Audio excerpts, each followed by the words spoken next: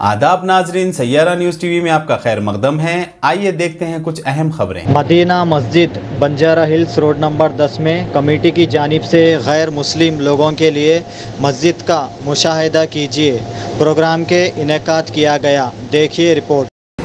मस्जिद में मैं पहला बार आया, पैनल भी अच्छा है, सब कुछ मस्जिद के अंदर सब सही है, दोनों चीज़ की दिक्कत नहीं। ऐसा दिखा आपको? मेरे को सही दिखा। हाँ, पहला बार आया इसमें। हाँ। क्या पहले कैसा मालूम था? मस्जिद बोले तो क्या समझते थे? अब पहले मालूम था कैसा होगा, अंदर नहीं देखो तो कैसे बोलते। हाँ। अभी देख लिए मस्जिद, सब मस्जिद अच्छा है। जनरल सेक्रेटरी आवामी मजलिस अमल, आज यौम आज़ादी के पुरमसरत मौके पर मदीना मस्जिद बंजारा हिल्स में आओ मस्जिद देखें प्रोग्राम के इनेकाद अमल में लाया गया, जिसको मस्जिद की मजलिस इंतज़ामी और दीगर फलाही तंजीमों ने मिलकर जो है इसको ऑर्गेनाइज़ किया। हम ये चाहते थे कि जो इस मुल्क में ऐसा मोहब्बत का अमन का जो माहौल उसको परवान चढ़ाया जाए और मुसलमानों की जो है जंग आज़ादी में जो हिस्सा है, जो कुर्बानियाँ उसे मुतारिफ़ करवाया जाए और मस्जिद है क्या, इस्लाम है क्या, मसावत है क्या, और कुरान अल्लाह की किताब सबके लिए है, सिर्फ मुसलमानों के लिए नहीं है। और नबी करीम सल्लल्लाहु अलैहि वसल्लम की जो है उसवा हसना आप जो है तमाम इंसानियत के लिए हैं, सिर्फ मुसलमानों के तक महदूद नहीं है। ये बताने के लिए प्रोग्राम आज ऑर्गेनाइज किया गया। बड़ी खुशी की बात यह है, सैकड़ों की तादाद में मर्द और ख़वातीन गैर मुस्लिम यहाँ पर आए, यहाँ तक कि स्कूल के बच्चे और बच्चियाँ भी आए और ये देखकर बड़ी खुशी का उन्होंने इजहार किया कि जो किस अंदाज से मस्जिद में जो कैसा सबके एक साथ आने का मौके हासिल है।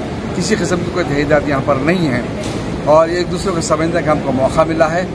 और यहाँ पर उनके आमद पर बच्चों को जो है उनकी मिठाइयों से और जो है खजूर से उनका इस्तेमाल किया गया, स्नैक्स दोनों तकसीम किए गए। और एक स्कूल के प्रिंसिपल ने इस तासुरात का इजहार किया कि जो है मैं यहाँ पर 50 साल से ज़्यादा अरसे से मैं यहाँ पर रहती हूँ और दूसरे ख़वातीन भी बोले कि मैं एक बहैसियत एक टीचर जो तालीमात जो है बच्चों को देनी चाहिए, मसावत की, अमन की, इंसाफ की, खिदमत की, वो यहाँ कर मस्जिद में मैंने सीखा। यहाँ पर मैं सब बच्चों को यहाँ पर लाना चाहती हूँ। ऐसे प्रोग्राम जो हर जगह मुनक़्क़िद किए जाने चाहिए ताकि जो है हम ये बता सकें कि नफ़रत के माहौल में जो है ना कोई रियासत तरक्की कर सकती है, ना कोई मुल्क तरक्की कर सकता है। मोहब्बत और अमन के माहौल में जो है मुल्क तरक्की कर सकता है। हम एक दूसरे को समझ सकते हैं और हम अपने एक दूसरे की ज़िंदगी को बचा सकते हैं।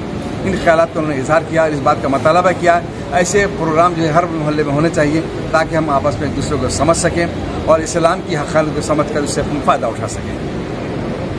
మంచి పని చేశాడు లేదా మనకి అసలు ఏమవుతుందంటే తీర్పు దినం వస్తుంది. ఆ తీర్పు దినం రోజున ఇక్కడ మనం ఒక తప్పు చేస్తే నేను నిర్దోషిని అయితే నేను సాక్ష్యం లేని బయటన్నాను, నేను దోషిని అయితే నేను సాక్ష్యం లేని జైలుకుపోతాను. అవునా? మరి ఆ దేవుడి దగ్గర ఎటువంటి సాక్ష్యాధారాలు అవసరం లేదు. దోషించబడతాడు, నిర్దోషించగా రక్షించబడతాడు. కాబట్టి ఆ దేవుడికి ఎటువంటి సాక్ష్యాధారాలు అవసరం లేదు. ఆయనకి అన్ని తెలిసిన వాడు. ఒకరు మంచి పని చెడు పనులు చేస్తే వాడికి, చెడు పని చేసిన వారికి నరకం ఇస్తాడు, మంచి పని చేసిన స్వర్గం ఇస్తాడు. మీరేమంటారంటే ఇక్కడ మంచి చేస్తే ఇక్కడ మంచిగా బతికితే ఇదే స్వర్గం అండి, ఇక్కడ చెడు బతికి ఇదే నరకం అంటారు. ఎన్నాళ్ళు తాత్కాలికమైన జీవితం, కొన్నాళ్ళు మనం మరణిస్తాం కదా, మరి దగ్గర ఎంత స్వర్గం నరకం అవుతుంది?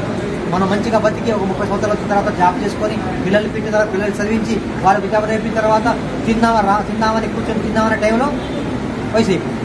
సుఖపడే టైంలో మరి వయసు అయిపోతుంది కదా, మరి ఎక్కడ స్వర్గం ఉంటుంది, ఎక్కడ నరకం ఉంది? కాబట్టి స్వర్గ నరకాలు పైన ఉన్నాయి. గరుడపురాణం చెప్పిన ప్రకారం నరకం అక్కడ ఉంది. ఆ నరకంలో తప్పు చేస్తే శిక్ష పడతారు. ఇంద్రలోకం ఉంది, ఆ ఇంద్రలోకంలో మంచి పని చేస్తే స్వర్గానికి పోతాడు. ఆ స్వర్గంలో ఎప్పుడు మరణం రాదు, నిత్య యవనంగా ఉంటాడు. ఏది కావాలంటది దేవుడు మనకి ఆతిథ్యం ఇస్తాడు.